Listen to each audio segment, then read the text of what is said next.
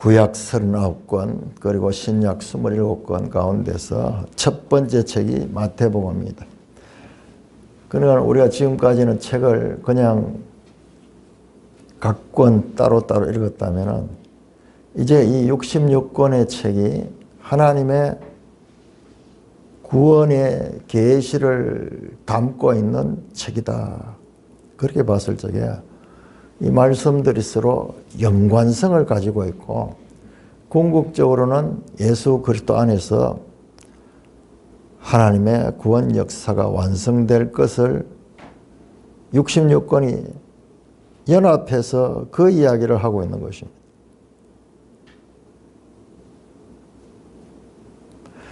그래서 우리가 그냥 성경 제일 먼저 읽을 때 마태복음 많이 읽죠. 마태복음부터 이렇게 이제 신약부터 먼저 읽어. 구약은 어려우니까는 신약부터 먼저 읽도록 그렇게 합니다. 그래서 읽다 보면은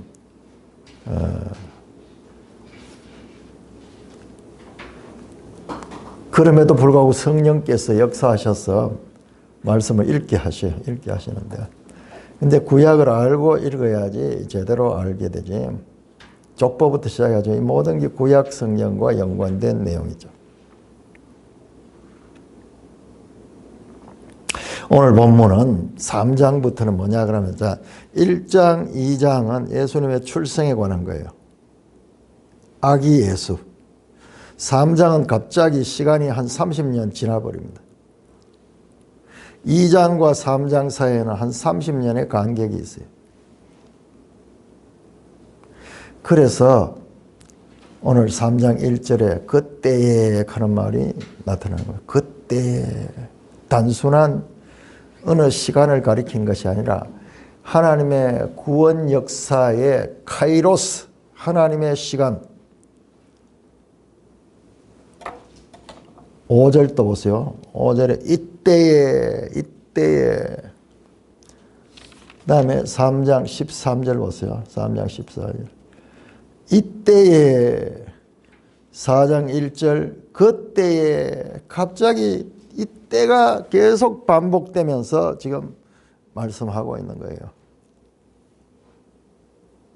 이게 뭐냐?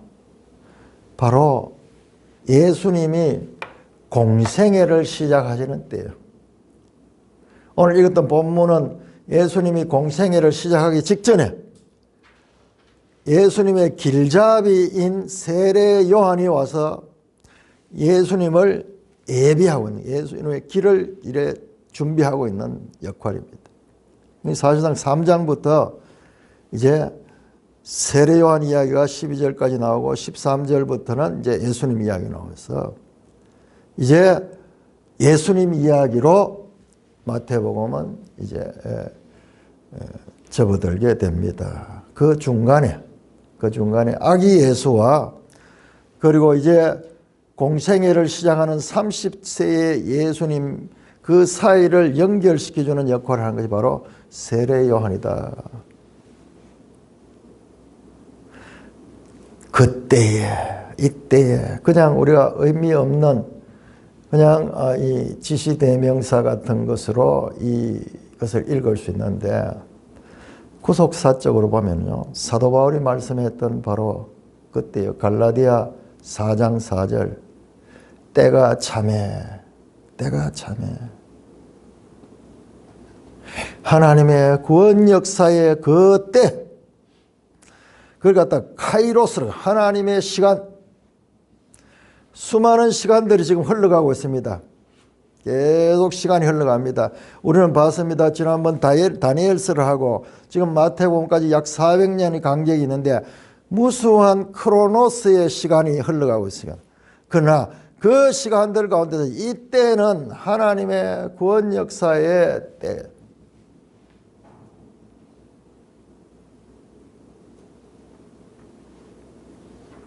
우리가 지난번에 그 다니엘서 이후로 약 400년 동안 헬레니즘 시대 비롯해서 그 중간기를 봤는데 그 중간기를 공부하지 않고는요, 이 마태복음 제대로 알 수 없어요. 2장에 나오던 헤롯이 누구냐? 갑자기 헤롯은 왜 등장했으며, 그 다음에 오늘 본문에서도 바리새인, 사두개인, 구약에 전혀 없던 사람들이잖아요. 이런 사람들이 갑자기 등장하고 그 중간기 동안에 일어났던 그 과정들을 우리가 알아야지 복음서도 제대로 이해할 수가 있습니다. 자, 오늘은 이 시간에 마태복음의 특징을 구약 성경을 많이 인용해요. 오늘도 보니까는 선지자 이사야를 통하여 말씀하셨다. 뿐만 아니라 앞에서도 이는 선지자로 말씀하신 바 무엇을 이루려 하심이라. 이는 선지자로 말씀하신 바 무엇을 이루려 하심이라. 이와 같은 이야기가 반복해서 나타나고 앞으로도 나타나게 될 것입니다.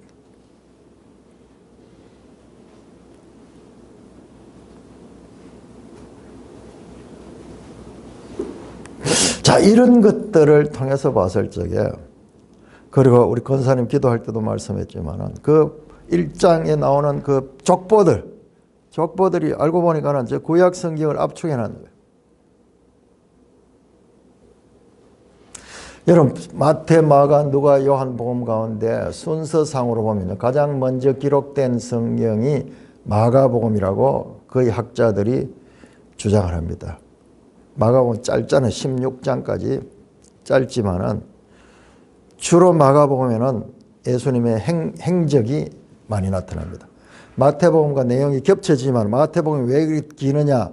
마태복음에는 중간중간에 예수님의 설교가 길게 들어있어요. 예를 들어서 5장에서 7장까지 산상수훈. 저 나중에 끝에 가면 24장에서 25장까지 마지막 감람산에서 또 종말에 관한 설교. 13장에 천국 비유. 이런 설교들이 중간에 길게 들어가 있습니다. 그래서 내용은 행적은 마가복음과 비슷한데 그 내용의 설교들이 그렇게 길게 들어서 분량이 거의 2배 정도의 이 분량이 되는 것입니다.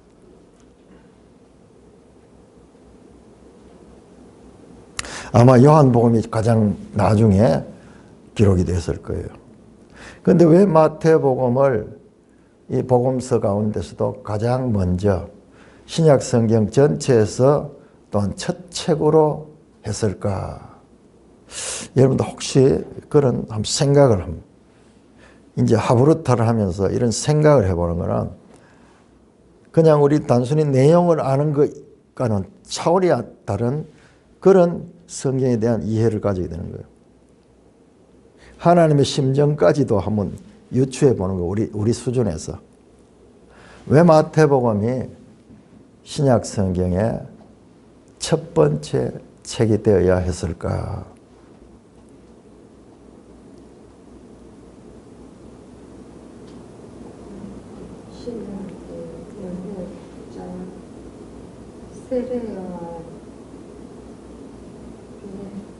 세례를 받으면서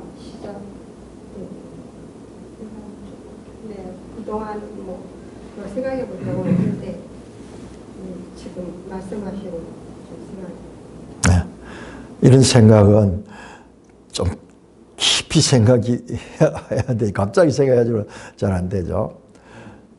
네. 족보가 네. 시작이 되기 때문에 그래서 제압해요.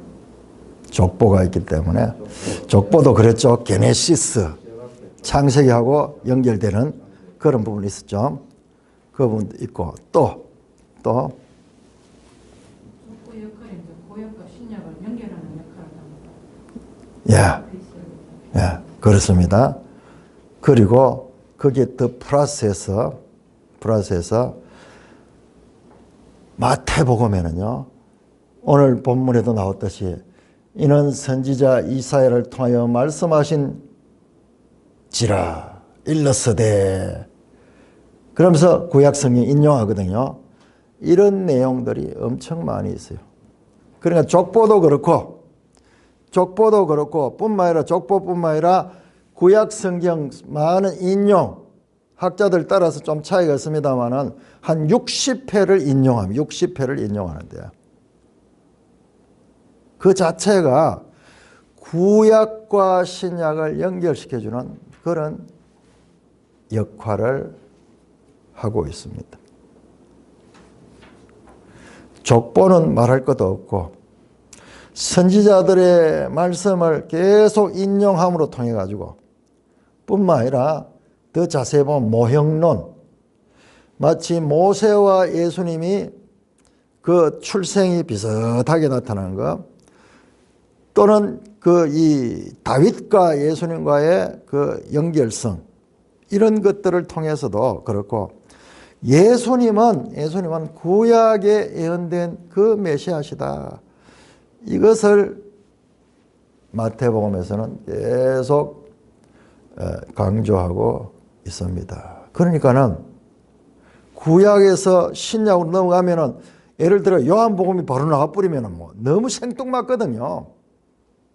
요한복음하고 들어가 버리면은 그 내용이 그럴 텐데, 족보로부터 해가지고 그 다음에 이 계속 구약 성경 인용을 많이 하면서 신약과 구약이 바로 연결되는 내용이다 라는 암시가 우리가 은연중에 마태복음 속에 들어있다. 그런데 우리가 얼마나 오랫동안, 우리 산돌교도 처음에 공부할 때 그랬잖아요. 구약은 율법, 신약은 복음, 이런 식으로 이원론적으로 나눠가지고 이 두 개를 서로 다른 책처럼, 저 구약은 옛날 것, 이제 필요 없는 것이고 신약은 신약만이 중요한 책이다. 그렇게 성경을 보는 사람들이 엄청 많습니다. 대표적으로 제가 경험했던 그 그리스도의 교회라는 그런 교회가 있는데, 그 교회는 그리고요 뿐만 아니라 신앙의 가장 순수한 신앙의 모형으로 보는 재침례파 교회, 재침례파 계통의 교회들에서 신약을 강조하고 구약을 무시하는 경우가 많이 있어요. 구약은 저 옛날 이스라엘 이야기고, 신약은 오늘 우리 교회 이야기 때문에 신약만이 중요하다. 구약을 완전히 무시. 그 자체가 얼마나 잘못된 것인가. 그 사람들은 성경 안 읽는 사람 아니에요. 성경을 가장 중요시하며 성경 중심 신앙을 강조함에도 불구하고 성경을 제대로 이해를 못하니까는 그런 이야기 나오는 거예요. 아니, 신약 성경이 계속 구약 성경을 인용하고 있고, 구약 성경과 신약 성경, 예수님과의 관계를 모형적으로도 계속 연결시키고 있는 이런 내용들을 많이 보면서도 구약과 신약을 완전히 그렇게 분리해서 보는 그런 것이 많이 있습니다. 우리도 처음에 그랬잖아요. 우리 한국교회도 구약과 신약을 그렇게 분리해서 보는데, 공부를 해보면 그렇지 않더라. 아니더라. 구약 속에 이미 신약이 암시되어 있고, 신약은 구약적인 배경을 통해서 제대로 펼쳐지고 있구나. 어거스틴이 발견했던 거예요. 어거스틴이 4세기 발견했지만은, 그럼에도 불구하고 교회 역사에서는 그것이 제대로 깨달아지지 못하니까는 지금도 그래. 지금도 현대교회에서도 그런 교회들이 많이 있어요. 자기들대로는 신앙을 가장 잘하고 그 다음에 성경을 가장 잘 안다는 사람들이 그렇게 그런 생각을 가지고 있는 경우가. 그러니까는 얼마나 이 고정관념이 무서운가. 자기들 이 영향력 있는 선배들로부터 그런 가르침을 받거든요. 그런 가르침을 받아서 계속 그걸 이어가면서 성경을 봐도 성경 본문이 보이는 게 아니라 그 고정관념이 계속 틀을 가지고 있으면서 성경을 왜곡해서 보도록 만드는 거예요.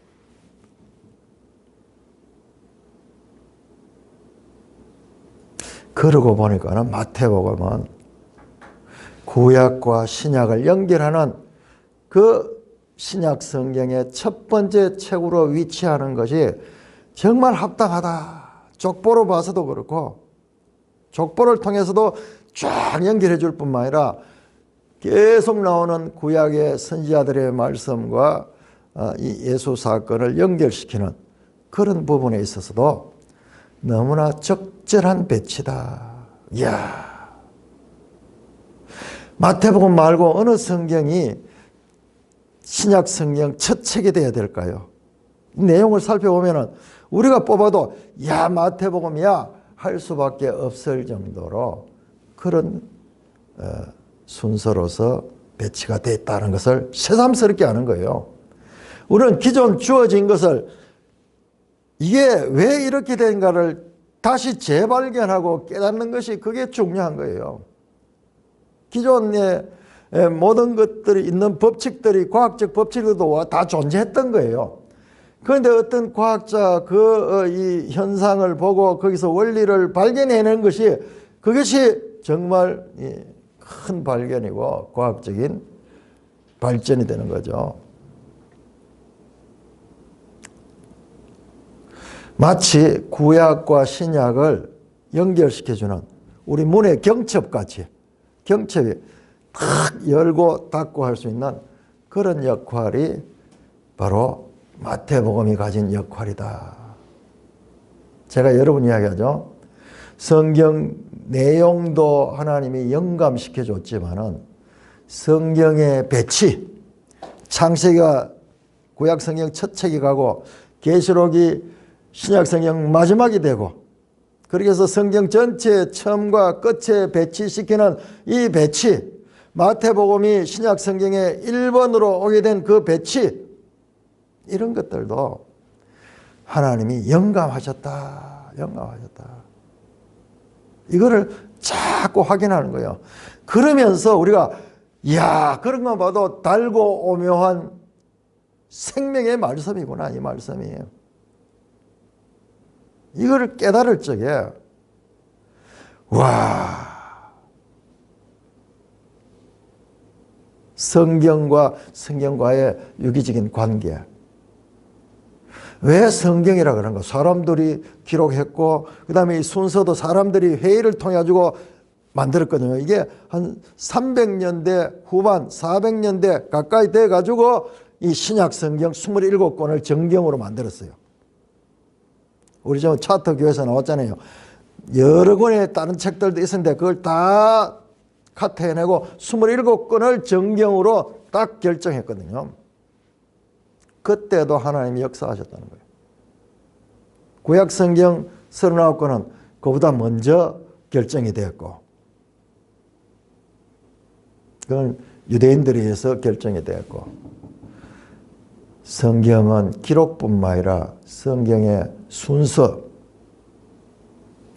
거기다 한 걸음 더 나아가지고 구약 성경 같은 경우에는요 70인경과 그 다음에 이 히브리어 마소라 성경인데 히브리어 성경의 순서가 달라요. 여러분 확인했죠? 히브리 성경에서는 제일 마지막 책이 역대상하예요. 역대상하. 우리는 말라기가 되어 있지만은 그 순서가 달라요. 그거 뭐냐? 근데 그것도 두 권을 다 같이 보니까 둘 다 영감받아. 둘 다 우리가 하나님의 말씀을 깨닫는데 아주 유용하게 사용되고 있습니다. 실제로 마태복음이에요. 자, 마태복음은 그러면 구약 성경을 많이 인용하고 있는데 어떤 책을 인용했을까? 70인경을 인용했는가? 아니면 히브리어로 기록되어 있는 히브리어 성경을 인용했는가? 자세히 듣다 보니까요. 두 가지 다 해서 두 가지 다. 어떨 때는 히브리어 구약 성경을 그대로 인용했고 어떨 때는 70인경을 인용을 했어요. 그러니까는 놀라운 거죠. 70인경이 있어가지고 온 세상으로 성경이 구약 성경이 읽혀질 수 있는 그런 역할도 했고, 뿐만 아니라 이 70인경 자체도 독특하게 우리의 신약에 사도 바울도 마찬가지. 사도 바울도 구약 성경 인용할 때 70인경이에요. 우리 생각에는 70인경은 번역이잖아요. 히브리어 원본이 중요하잖아요. 그러니까 70인경보다는 그걸 봐야 된다. 아니, 70인경을 인용을 합니다. 그걸 보면은 70인경을 번역하도록 하신 분도 하나님이십니다.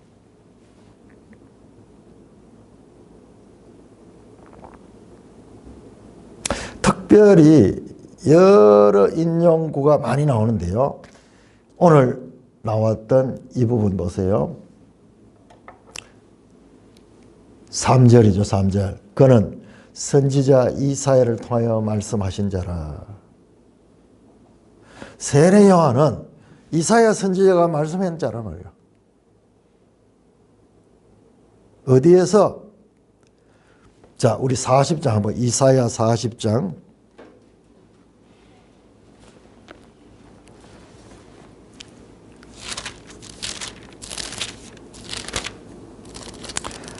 이사야 40장 3절을 인용했어요. 이사야 40장 3절.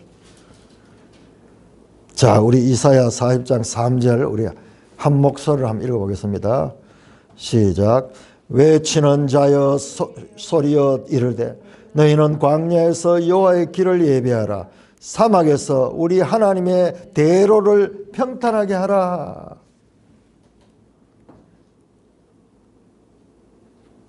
이 말씀을 인용하는 거예요.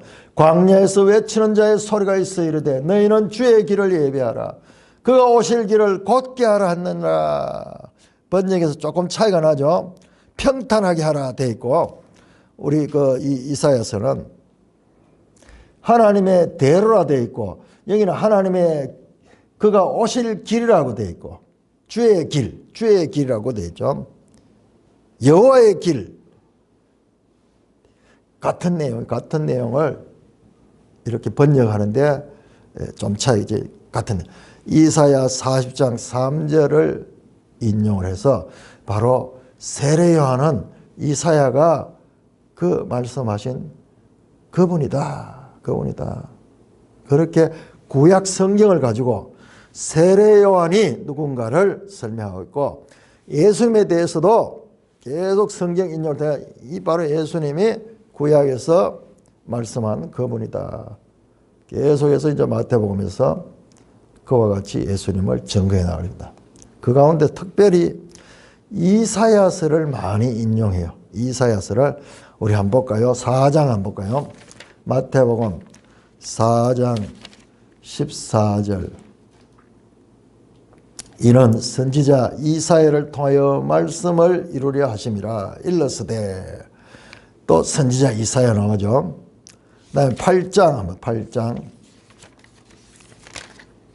8장 17절. 이는 선지자 이사야를 통하여 하신 말씀에 우리의 연약한 것을 친히 담당하시고 병을 짊으셨다 함을 이루려 하심이라. 계속 나옵니다. 12장 17절.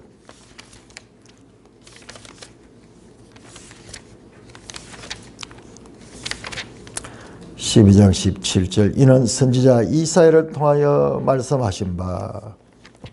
13장 14절, 15장 7절, 기타 여러 번 나오면 선지자 이사야를 통하여 말씀하셨다. 특별히 세례 요한과 예수님을 소개하면서 이사야 선지자의 말씀을 많이 인용했어요. 1장 23절 한번 보세요. 마태복음 1장 23절. 1장 23절.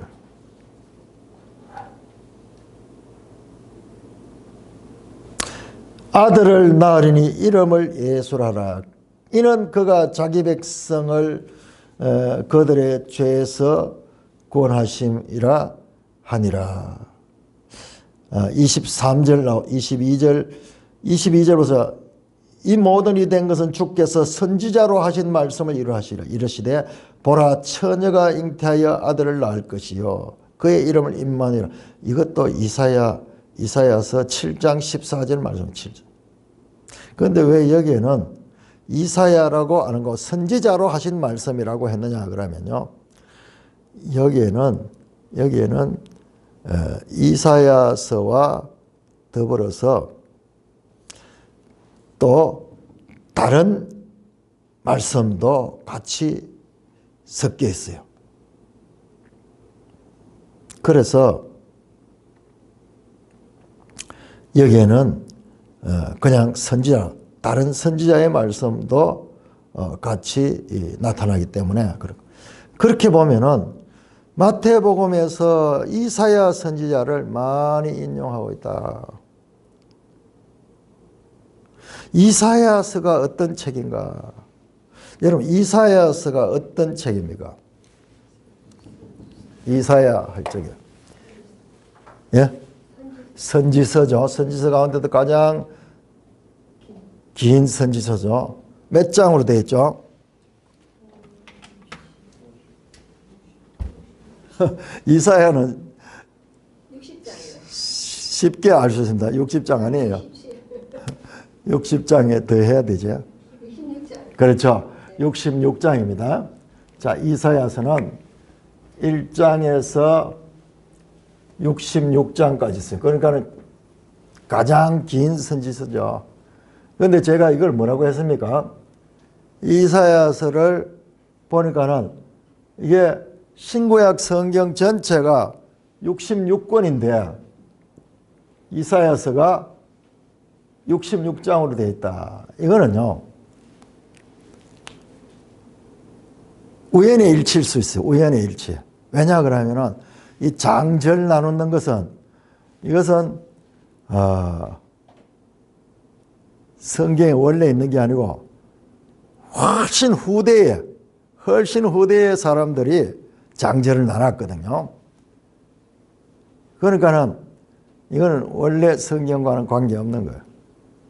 원래 성경이 없으니까 찾으려고 하면 힘들었겠다. 그죠? 장절이 없으면 옛날에 찾으려고 하면 참 힘들었겠네요. 그런데도 불구하고 희한하게 66장으로 되어 있는데 여기서 더 놀라운 것은 1장에서 39장까지와 그 다음에 40장에서 66장까지가 이렇게 나누어져요. 이따 확인해 보면 명확하게 나누어져요. 그래서 1부라고 볼 수 있어요. 1부, 그 다음에 2부라고 볼 수 있어요. 이거는 어느 학자든지 다 인정하고 여러분들도 이제 보시면은 확인됩니다. 자, 1장에 뭐가 나오냐 하면 1장에 오늘 새벽에 제가 설교하다가 탁 깨달아져가지고 확인해 보니까 정말 그래요. 1장에 뭐가 나오냐면 하늘과 땅이 나와요. 하늘과 땅. 태초에 하나님이 하늘과 땅을 창조하시니라, 천지를 창조하시니라, 그 말이죠. 하늘과 땅. 창세기 1장 1절과 똑같이 나와요. 자, 한번 볼까요? 자, 이사야 1장 한번. 이사야서 1장 보세요. 1장 1절은 이사야 소개고 2절 보세요. 하늘이여 들으라, 땅이여 귀를 기울이라. 하늘과 땅이나 하늘과 땅으로 시작이 돼요. 그러면 39장쯤 되면은 일부가 끝이 나는데, 구약 성경에 끝이 나왔는데, 그럴 때는 뭐가 나와야 될까요? 예? 심판, 포로가 나와야 될까요? 볼까요? 한번 볼까요? 39장 한번, 39장 6절 보라, 날이 이르니 내 집에 있는 모든 소유와 내 조상들이 오늘까지 살았던 것이 모두 바벨론으로 옮겨가지라. 바벨론 포로를, 바벨론 포로. 와, 구약 성경 전체 내용이 그거잖아요. 창세기 천지를 창조하신 것으로 시작해서 바벨론 포로가 되는 것으로 끝이 나는데, 그래서 마치 구약 성경 전체를 못 알아는 것처럼 이게 우연인 것 같은데 이게 또 맞아 들어가.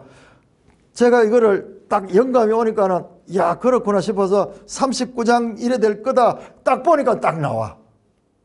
자, 그러면은 40장부터 66장은 이게 구약 39권, 39권처럼 구약 39권처럼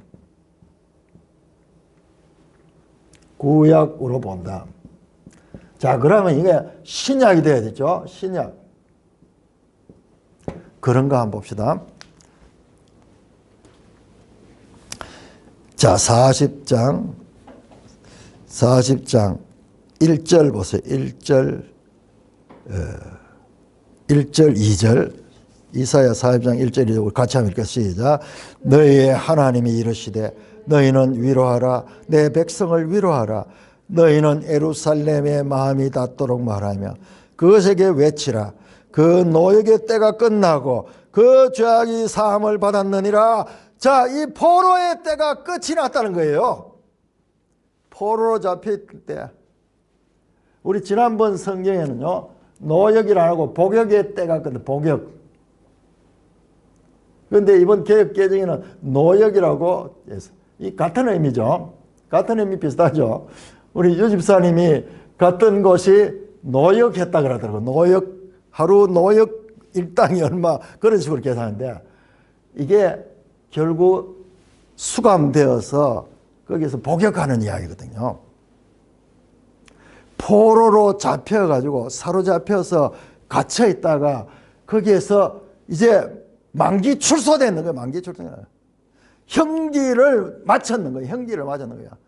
잘못했기 때문에 거기에 복역했는데 이제 그 복역 기간이 만료가 돼서 끝이 났다. 해방이에요. 해방. 출발부터 그렇게 시작이 됩니다. 그리고 3절에요. 3절에 바로 방금 우리가 마태복음 3장 3절에서 인용했던 그 말씀이 나왔던 거예요. 뿐만 아니라 자, 40장 31절 한번 40장 31절. 오직 여호와를 앙망하는 자는 새 힘을 얻으리라. 새 것. 자, 여기에는 새 것이 나오면 신약이죠. 신약. 새 것. 새 힘.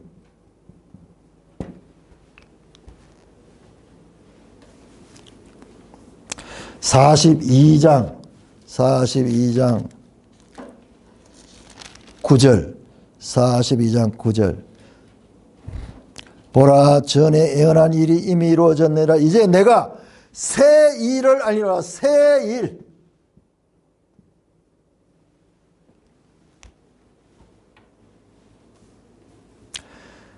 (43장 19절) 43장 19절도 보라 내가 새 일을 행하려니 이제 나타날 것이다. 48장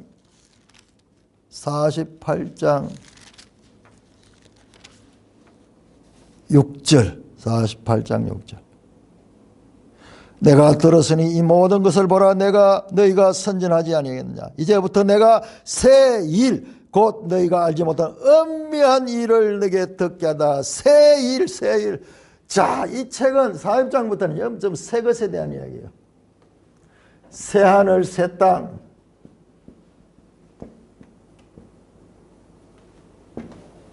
(65장) 끝에 가면은 이사야 끝에 가면은 65장 17절 보라 내가 새 하늘과 새 땅을 창조하다.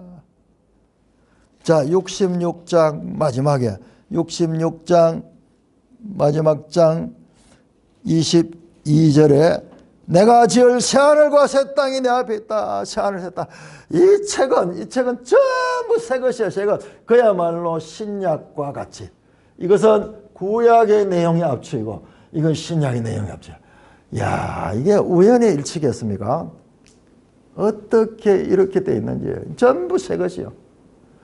완전히 구별됩니다. 여기하고 여기는 완전 새로운 시대예요. 새로운 시대. 그래서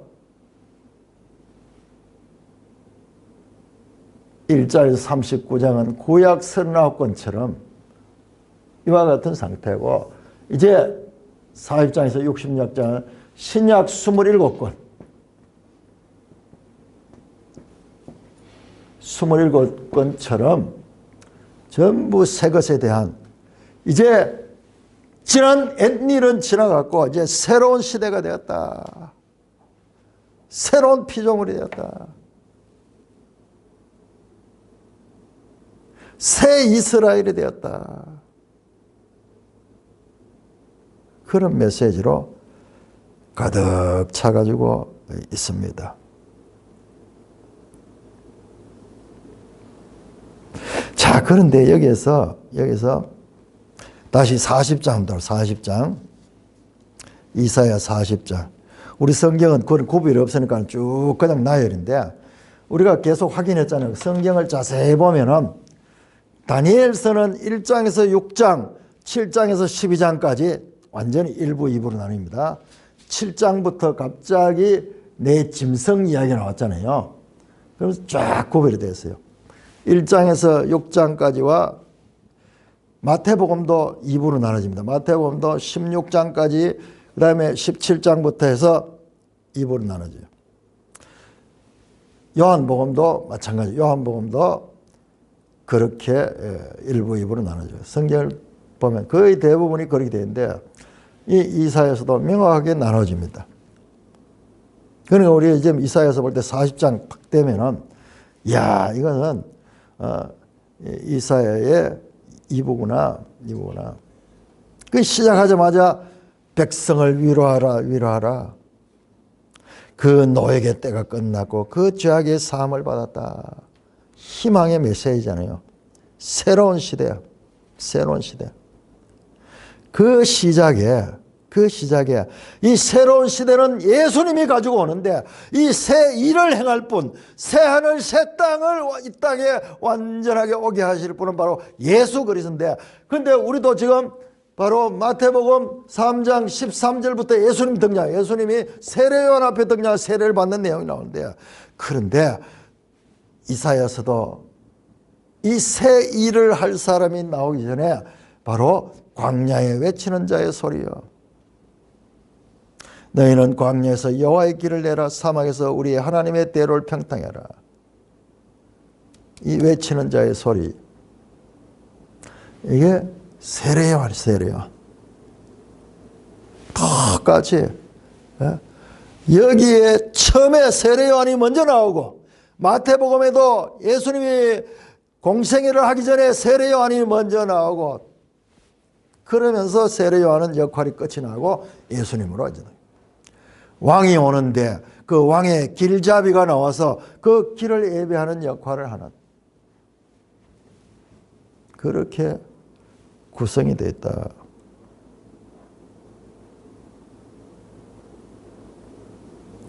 이게 성경을 이런 부분을 이제 발견하게 되면 이게 정말 오묘하구나. 달고 오묘하구나.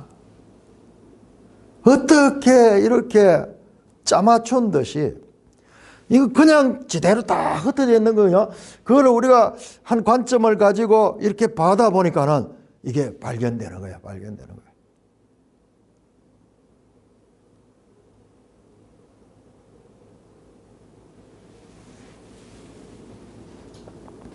마태복음 3장 3절에 왜 이사야 40장 3절이 인용되었는가? 그냥 우리가 그렇구나 이렇게 봤는데, 이렇게 이사야서를 분석해 놓고 보니까는, 이야, 이렇게 이사야서와 마태복음이 또는 성경 전체가 이와 같이 새 언약 시대를 향하여 그렇게 짜맞춰 있구나.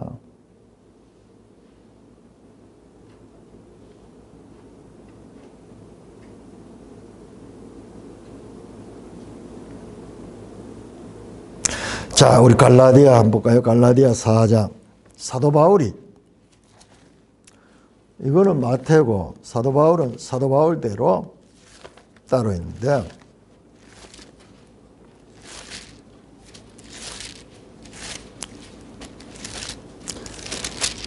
갈라디아 4장.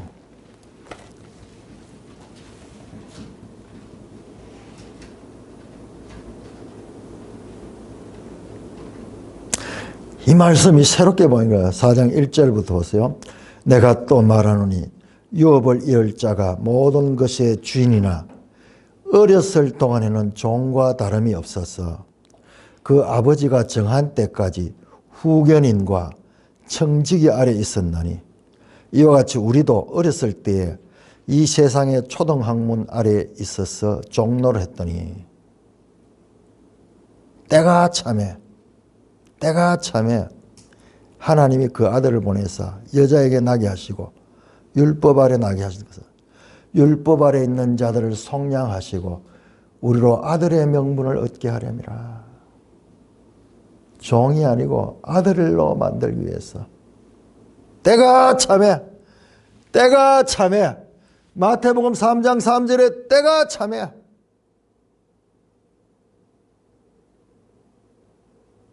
이제 어렸을 동안이 아니고 이제 초등학문 아래 있는 것이 아니고 이제 때가 되었다.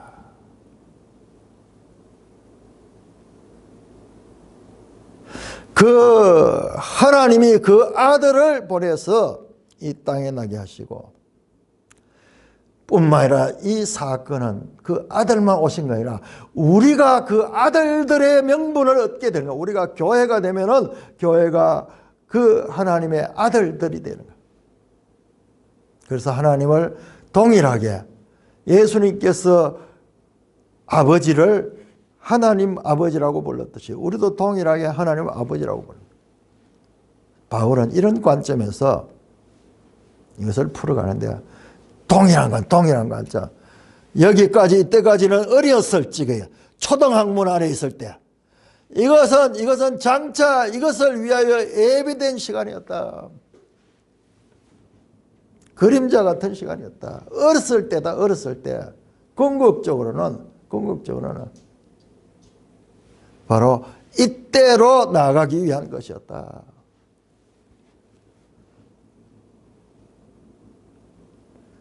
(4장 8절) 보세요. 계속 이 비교를 한 거야.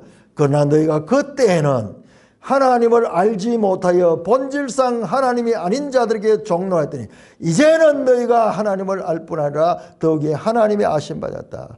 어찌 다시 약하고 천박한 초등학문으로 돌아갔나.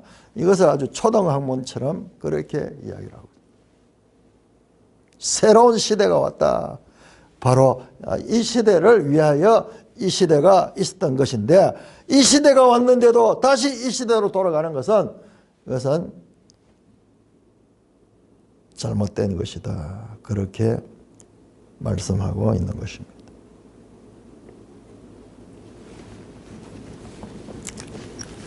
이렇게 이사야서, 마태복음 우리가 지금 이것만 봐서 그렇지 다른 성경들도 비교해보면요 정교하게 이와 같은 구조를 가지고 있다. 자, 오늘 우리가 한번 말씀을 정리해보면 마태복음이 왜 신약 성경의 첫 책인가? 아니 제목부터 나와서 게네시스 창세기처럼 게네시스로 나왔고 족보가 구약 성경을 다 이루고 있는 것인데 뿐만 아니라 수많은 선지서 구약 성경을 인용했던 거기에서도 구약과 이 신약이 연결되는 것이고 결국 그 구약의 이야기들은 예수 그리스도를 향한 것이라는 것을 말씀하고 있었고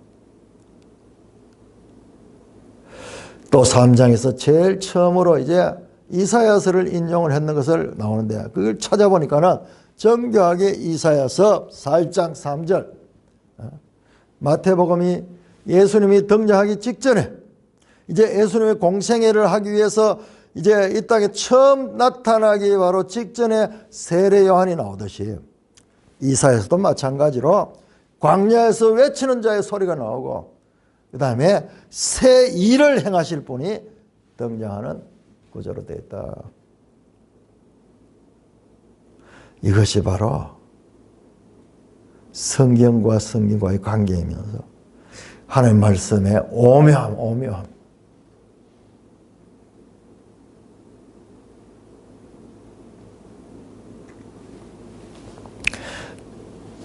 혹시 더 나눌 말씀 있으시면은 나눠주시기 바랍니다. 목사님께 이사여서 설교 듣고는 참 신기하게 일부러 그렇게 하지는 않았을 것 같은데 어떻게 그렇게 됐는지 정말 딱딱 잘리더라고요. 그렇죠. 혹시 그리 어때가 찾아봤나 하면 이렇다면 혹시 그럴란가 싶어 보니까 딱 하늘과 땅으로 나와. 하늘이여 들으라 땅이여 들으라. 이게 하나님이 창조하신 거잖아요. 그 하늘과 땅을 향하여 선포하시는 거예요. 하나님이. 그러면은 구약이 끝이면 포로로 끝나야 될 것이다. 예상을 보니까 딱 나타나네. 출발. 이렇게. 그러니까 연상으로 연결돼서 생각이 나는 이또 하나님 지으신 거죠. 거기에요. 바로 그게 성령이 우리에게 말씀을 해석할 수 있도록 그렇게 이끌어주는 거예요. 그럼 우리가 성경을 잘 모를 때도 그런 게 좀 있었어. 그래서 이 말씀을 자꾸 갖는 거야. 자꾸 추구하는 거야. 외랑각적으로 안 보면 그걸 안 보이죠. 그걸 그렇지 않을까 하는 이런 생각이 안 들면서 보면 그게 안 보이죠. 그렇겠죠. 이걸 자꾸 발견하게 되면은, 이런 걸 자꾸 발견하면은 이 말씀의 깊이 소홀히 볼 수가 없죠. 한 절 이런 내용이 나와도 소홀히 볼 수 없는데, 이제 이런 식으로 안 보고 성경을 그냥 사람들의 책처럼 뭐 한번 읽고 뭐 아는 것 같이 그런 식으로 평생 봐도 그건 성경을 몰라요. 그러니까 계속 그런 사람들은 성경 이상하다, 잘못된 거 자꾸 지적하는 거야. 이게 앞뒤가 안 맞니? 어쩌니? 계속 그 눈에는 그게 안 보이는 거야. 예. 그 인간적인 그런 관점에서 보니까 그런 거예요. 초인간적인 하늘의 지혜를 가지고 이 책을 기록하시고 구성하셨다. 언뜻 보면 그러잖아요. 처음부터 뭐 하나님이 천지를 창조했다는데 누가 하나님 창조를 누가 봤나 싶고 무슨 그 뭐 황당한 이야기부터 시작하는 것 같잖아요. 그런데 이게 정교한 구조를 가지고 있는 거예요. 정교. 그러니까 이게 하나님의 지혜고 이게 하나님의 말씀이다. 이 맛을 안 사람들이, 이런 성경의 그와 같은 진리성을 안 사람들이 아까 만드는 노래가 그런 노래예요. 달고 오묘한 그 말씀이다. 나머지는 그 따라가는 거야. 아, 그렇게 좋다 하더라 그러니까 그하고 있지. 실제로 모르고 있는 거야. 그냥 도덕적이고 윤리적이고 뭐 그런 정도로 좋은 말씀이다. 이런 정도로 알고 있지. 실제로 오묘한, 달고 오묘한, 꿀송이보다 더 달고 오묘한 말씀이다 하는 것은 이런 걸 알 적에 찬송의 비대에서 다 지었는데요. 보면은 정말 깨닫고 이 찬송을 쓴 그죠? 그렇죠. 네. 그냥 찬송을 쓰지는 못했어요. 이 사람들이 이런 찬송을 쓸 때는 큰 영감을 받고 거기에 대한 강렬한 어떤 그 동기가 있어가지고 그런 찬송을 쓰게 되는 거죠. 그리고 그것을 또 우리 교회가 인정을 해가지고 찬송가에 들어갈 정도 같으면은 그런 식의 과정이 있었는 거죠. 하나님의 말씀을요, 어떤 그 하나를 붙들고 앉아가지고 하면은 정말 크고 넓은 하나님의 세계를 볼 수가 없어요. 보면은 다른 것들을 티끌이 잡을 수가 없어요. 그거를 느끼고 알면. 그렇죠. 네. 그렇죠. 그걸 모르니까는 자꾸 평생을 임무하고 있는 거예요. 그런데 이런 식으로 계속 알아들어가 보면은, 와. 그러니까 저 같은 경우도 새벽마다 설교를 하는 게 참 감사한 게 설교할 때 되면